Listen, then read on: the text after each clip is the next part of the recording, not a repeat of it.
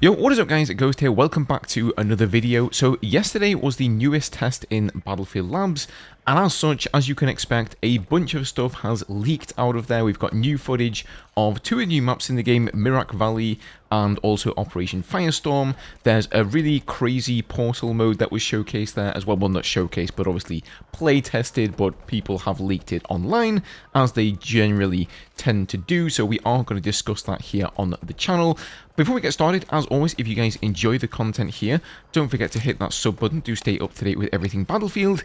And thank you guys so much for the support. You've really been killing it, so yeah, means a lot. Thank you guys so much. So as usual guys, here on YouTube, I will not be able to show you guys any of the footage. Most of this is coming from the Chinese playtest, and that has been posted over on the Chinese website called Bilibili. And apparently over there they don't seem to have an issue with EA and they're not getting DMCA'd.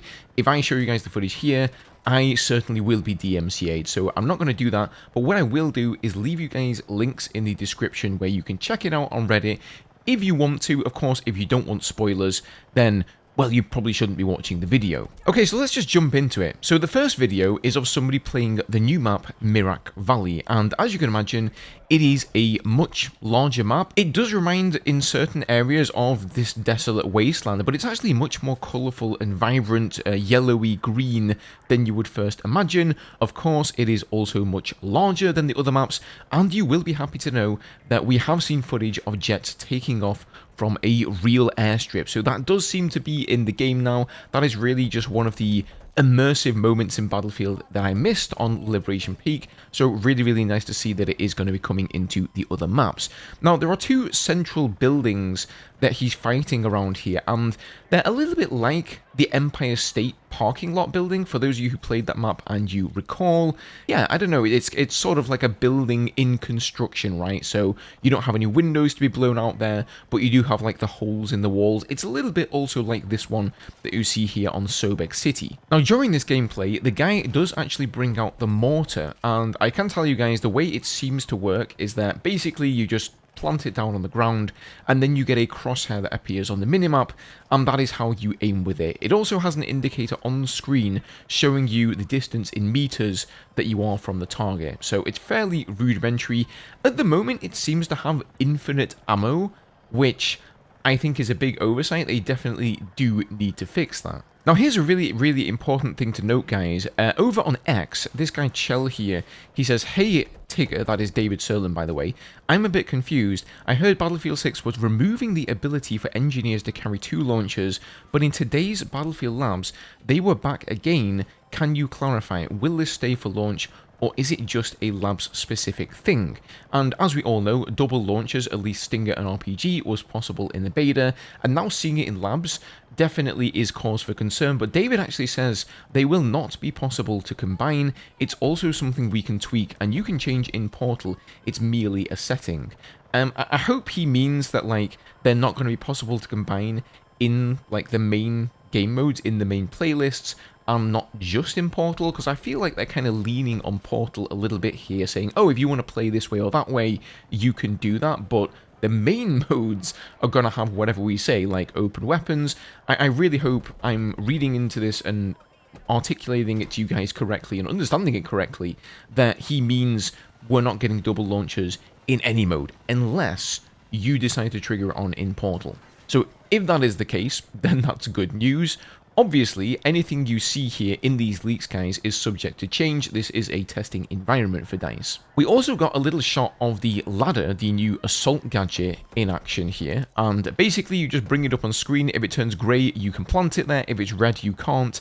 And you just plant it somewhere between the ground and an object that you want to walk up, and then it's just like a little ramp. You can walk straight up it, which is what the guy does in the footage. I'm assuming if you put it vertically enough, you can also climb up the ladder, but you can also use it as like a horizontal path. Now, speaking of climbing up things, we've also seen some footage out of Battlefield Portal, and one of the crazy modes that they've obviously decided to concoct here in order to test it, it's kind of similar to what you've seen in the footage. It's on Liberation Peak's map, and basically just imagine a bunch of containers, road sections, staircase sections all strewn together in this crazy spiraling staircase that goes up into the skybox, and it seems like a challenge where you have to climb up here, and it's like a platforming challenge essentially, right? You've got to climb up to the top, and I don't know really what happens once you do there, because we only got a short little clip of somebody doing this, but I think this is obviously just like something they're doing to test it out and just show to players like,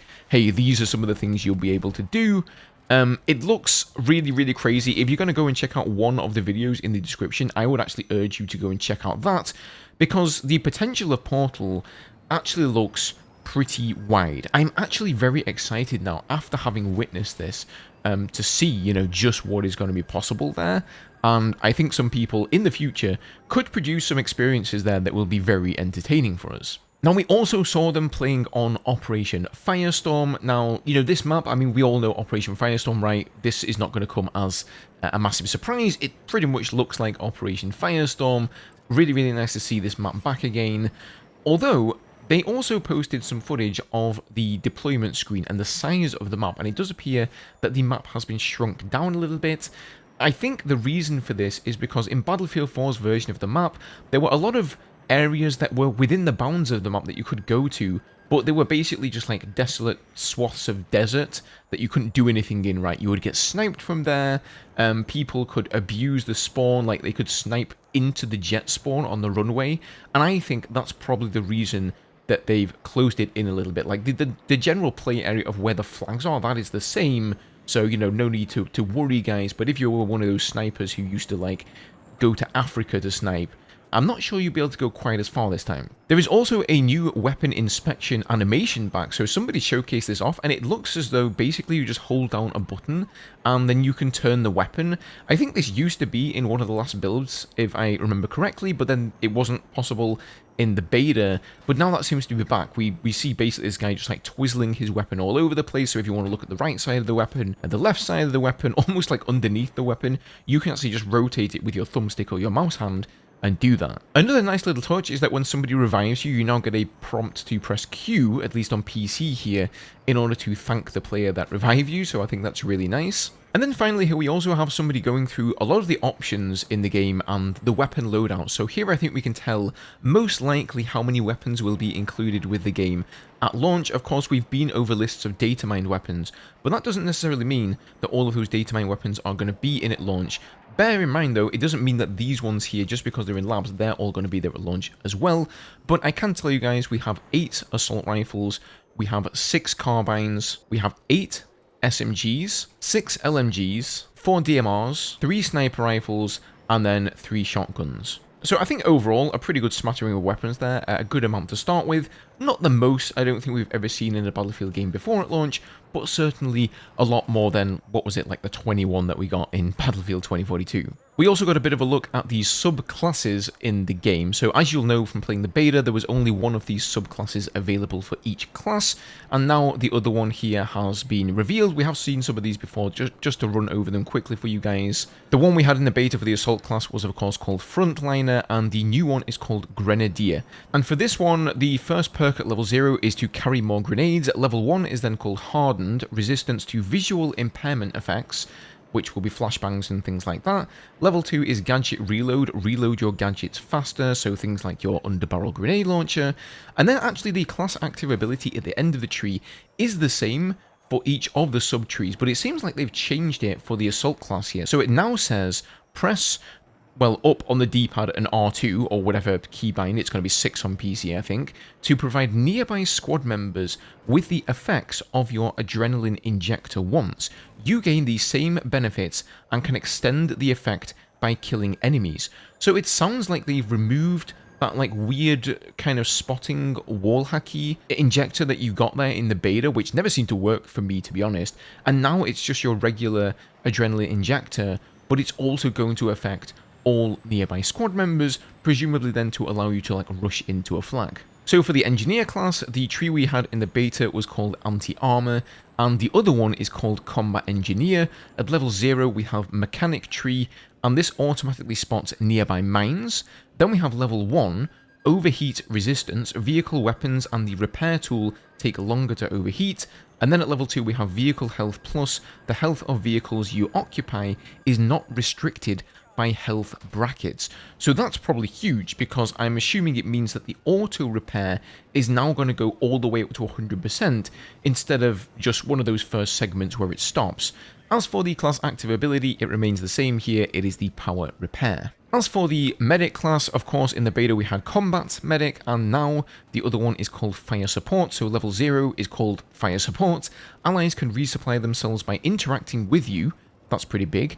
Level 1, improve weapon mounting, improve the effects of mounting your weapon, and then level 2 is indirect fire, improved resupply on indirect fire gadgets, mortars fire faster, and airburst launchers carry more ammo. So right there, they've confirmed that airburst launchers are going to be in the game, and once again, the class active ability is the aid station where you become this like mobile supply bag. And then finally here for the recon class, of course in the beta we had the sniper subcategory here, and the new one is called ranger, and this has been reworked as well, remember. So at level 0 here we get silent movement, reduces sound of enemy takedowns as well as when crouched or prone. Then at level 0 we have pathfinder, hidden from motion sensors except when sprinting, and then at level 2 we have a damage spot, enemies you damage are spotted. So again, really leaning into the spotting mechanics there for the recon class, and once again, just to reiterate, the class active ability is the UAV.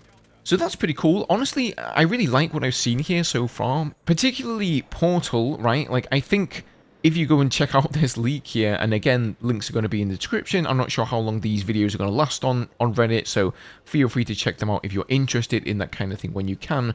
But Portal actually looks pretty impressive. Like, we haven't seen any terrain deformation, any terrain changing here in the map. They've just built something, but just with those assets alone, I'm honestly quite impressed. I mean, obviously what they built is just like a bit of fun and to mess around with, but I think it certainly shows the potential. I think what we've seen from the other 2 maps in the game, Operation Firestorm and Mira Valley, or I should say 2 of the other bigger maps in the game, there are of course more maps coming at release, looks pretty good. Let me know down below in the comments, guys, what you think about this. Have you seen the leaks for yourselves? As always, if you enjoyed today's video, leaving a like is massively appreciated. Subscribe to stay up to date with everything Battlefield, and I will see you all in the next one.